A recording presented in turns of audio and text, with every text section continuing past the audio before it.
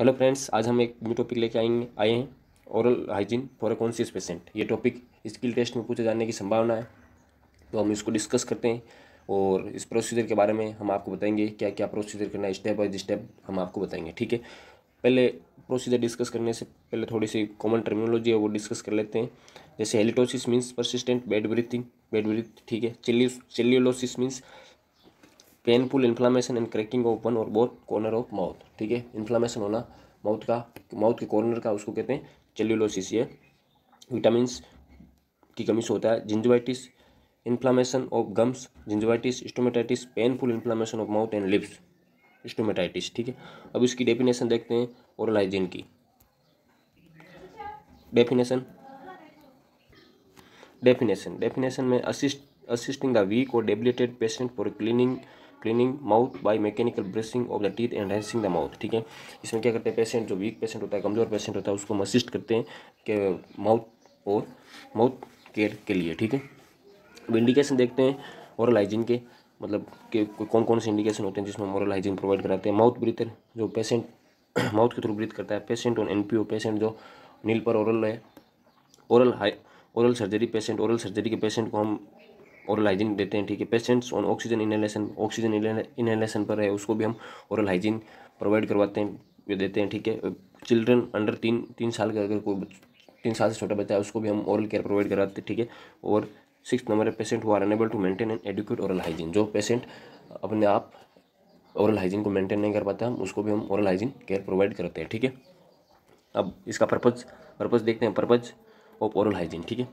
To maintain the healthy state of mouth, teeth and gum and lips. सबकी मतलब healthy state मतलब एकदम सही हेल्थी रखना, विदाउट इन्फेक्शन, इन्फ्लामेशन रखना, जैसे माउथ का, टीथ का, गम्स का और लिप्स का, ठीक है। To clean the mouth of food particles, plaque and bacteria. जो भी फूड पार्टिकल्स, प्लेग और बैक्टीरिया है वो माउथ के अंदर है, उसको क्लीन करना थ्रू ओरल हाइजीन के थ्रू, ठीक। To relieve discomfort resulting from unpleasant odour और टेस्ट।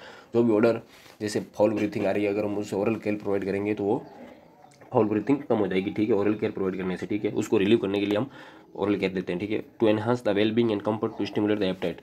भूख बढ़ाने के लिए भी हम ओरल केयर प्रोवाइड कराते हैं, ठीक है। To prevent sore caries and infection to the oral tissue. To prevent sore means एक प्लेग फॉर्मेशन हो जाता है हमारे, जैसे हम खाना खाते हैं और वापस दांत साफ नहीं करते तो धीरे धीरे उसमें दांतों के ऊपर एक प्लेग येलो कलर का डिस्कलरेशन हो जाता है, वो जम जाता है, वो उसको कहते हैं सोर्स, ठीक है। कैरीज मतलब दांतों का काला पड़ता है, ठीक है, उसको कैरीज कहते हैं। इन्फेक्शन ऑफ ओरल टिश्यू का इन्फेक्शन होना, उसको भी हम रोक सकते हैं ओरल हाइजीन के थ्रू, ठीक है। अब कॉम्प्लिकेशन ऑफ नेग्लेक्टेड माउथ, मतलब अगर हम ओरल हाइजीन प्रोवाइड नहीं करवाते हैं किसी पेशेंट को, तो उसमें क्या कॉम्प्लिकेशन हो सकती है, ठीक है। कॉम्प्लिकेशन एक तो हो सकती है उसमें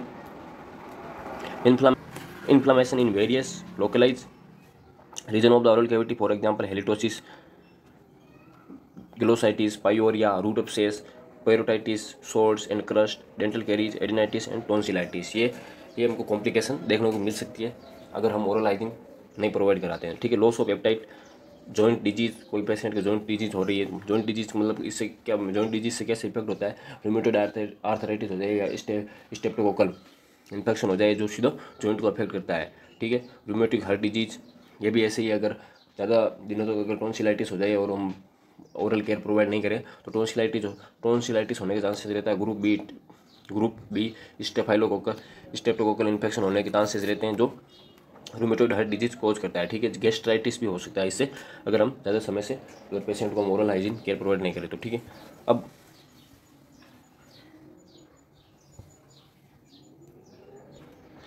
अब इसकी हम आर्टिकल्स ड्यूरिंग प्रोसीजर क्या कौन कौन से आर्टिकल्स हमको ज़रूरत पड़ती है, ठीक है, वो देख लेते हैं। क्लीन माउथ ट्रे, ठीक है, कंटेनिंग फेस टॉवल, जिसमें फेस टॉवल हो।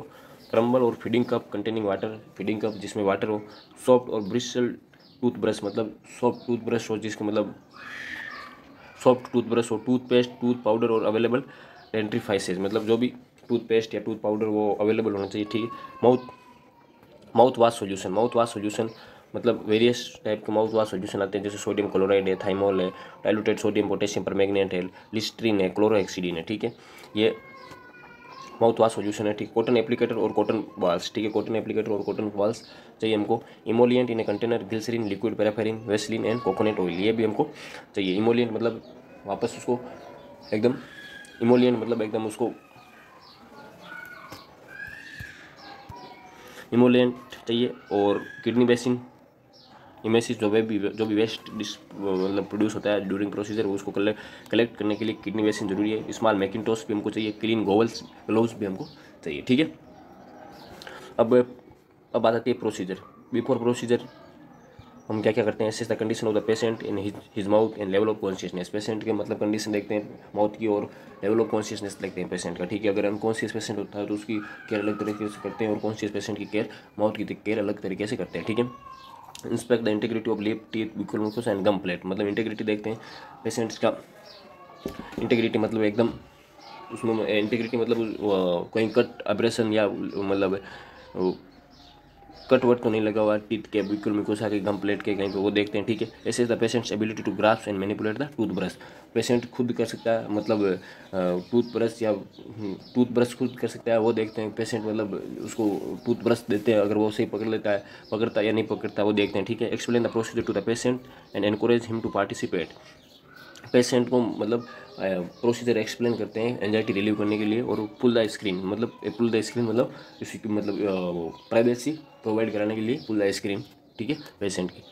अब बात आती है during procedure wash hand and don glove. ये फर्स्ट काम होता है, वाश हैंड और डन ग्लोव्स भी पहनते हैं, ठीक है।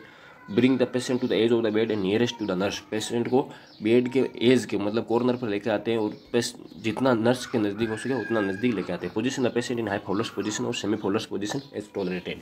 पेशेंट को या तो सेमी फोल्डर्स पोजीशन देते हैं या हाई फोल्डर्स पोजीशन देते हैं, जिसको उसके हिसाब से जितनी टॉलरेट हो उसके हिसाब से, ठीक है। Place the small mackintosh with the face towel on the cast मतलब स्मॉल मैकिंटोश फेस मतलब चेस्ट के ऊपर रखते हैं, पेशेंट फेस टॉवल रखते हैं, ठीक है। Place the kidney basin close to the patient chin. Kidney basin को पेशेंट के चिन के नज़दीक रखते हैं, क्योंकि पेशेंट अगर माउथ रिंस करके वापस स्प्लिट करता है तो उसमें किडनी बेसिन में करे। Apply toothpaste to the brush and holding brush over the kidney basin and pour small amount of water over the toothpaste पर टूथब्रश पर टूथपेस्ट डालते हैं, और उस पर थोड़ा सा पानी अप्लाई मतलब पानी डालते हैं, स्मॉल अमाउंट ऑफ पानी और टूथपेस्ट पर, ठीक है। बाद में instruct the patient to hold toothbrush bristle at 945 degree angles पर। टूथब्रश को होल्ड करना रहता है, और brush the inner and outer surface of upper and lower teeth by brushing from gum to crown of the each patient. मतलब ऊपर से नीचे की तरफ, जैसे पेशेंट को हम पहले 45 डिग्री एंगल पर ब्रश को पकड़ाते हैं, पकड़ने के बाद में उसको इनर और outer surface, upper and lower teeth की दोनों की इनर और आउटर सरफेस साफ करने को कहते हैं, ठीक है, या हम साफ करते हैं। तो फर्स्ट पहले हम गम से लेके क्राउन तक ऊपर पे, जैसे दांत ये यहाँ से दांत, ये ऐसा दांत है तो इस दांत को यहाँ से टूथब्रश करते हैं गम से, फिर ऊपर की ओर ले जाते हैं इसको, ठीक है। बाद में allow the patient to rinse the mouth and mouth wash as desire. मतलब पेशेंट को माउथ रिंस करवाते हैं, माउथ वापस मतलब हिंदी भाषा में क्या तो कुल्ला करवाते हैं, ठीक है। Assist the wiping mouth with face towel से उसका वापस मुंह साफ करते हैं। Apply emollient to lip, moisture provide करने के लिए इमोलियंट अप्लाई करवाते हैं, इमोलियंट अप्लाई करते हैं लिप्स पर, ठीक है। Assist the patient to comfortable position पर, पेशेंट को वापस कंफर्टेबल पोजीशन देते हैं एज फिजिशियन ऑर्डर, ठीक है। Discard the waste and clean use article and replace the equipment as appropriate. Patient को वापस आर्टिकल जो डिस्कार्डेड वेस्ट है उसको एक बायोमेडिकल वेस्ट में डालते हैं, और वापस जो आर्टिकल्स जिनकी जितनी नेसेसरी तो उनको वापस वहीं पे रिप्लेस कर देते हैं, ठीक है। वापस हैंड करते हैं वाश हैंड, और record the procedure including the time, solution use and condition of the mouth. Patient पूरे प्रोसीजर को रिकॉर्ड करते हैं, जैसे उसका टाइम है, सॉल्यूशन कौन सा यूज़ में लिया, सोडियम क्लोराइड लिया या पोटेशियम परमैंगनेट का लिया या थाइमोल लिया, ठीक है। और कंडीशन ऑफ द माउथ को भी हम रिकॉर्ड करते हैं, ठीक है। अब बाद में मैं ट्रॉली बता देता हूँ कैसे ट्रॉली होती है, जो माउथ केयर वाली ट्रॉली होती है। ये तो फीडिंग कप है, उसमें वाटर रहता है, ठीक है। ये टूथपेस्ट है, ये टूथब्रश है, ये कॉटन बॉल है, ठीक है। ये लिस्टरीन का सॉल्यूशन है माउथ वॉश करने के लिए, ठीक है। और ये किडनी बेसिन है, और ये फेस टॉवल है, ये यहाँ पे फेस टॉवल है, ठीक है। ये किडनी ट्रे हो गए, ओरल के मतलब जो ओरल केयर ट्रे तैयार करते हैं, ओरल केयर ट्रे तैयार करना भी स्किल टेस्ट में पूछ सकते हैं, तो ये ओरल केयर ट्रे ऐसे तैयार कर सकते हैं हम, ठीक है। बाद में मैं आपको कॉम्प्लिकेशन बता देता हूँ, कॉम्प्लिकेशन की मतलब इमेज बता देता हूँ। ये देखो, ये तो डेंटल कैरीज है, यहाँ पे देखो दांत मतलब जो दांत है उसमें डेंटल कैरीज मतलब दांतों का काला पड़ना, जिसे हम हिंदी में कहते हैं, ठीक है। और ग्लोसाइटिस मतलब इन्फ्लामेशन हो गया टंग का, ठीक है। और ये मतलब इसमें पस फॉर्मेशन होगी गम्स के अंदर, ठीक है। और ये टॉन्सिलाइटिस का, ठीक है। ये चित्र है, इमेज है। Thank you very much and subscribe our channel, YouTube channel, and comment below for new videos. Thank you.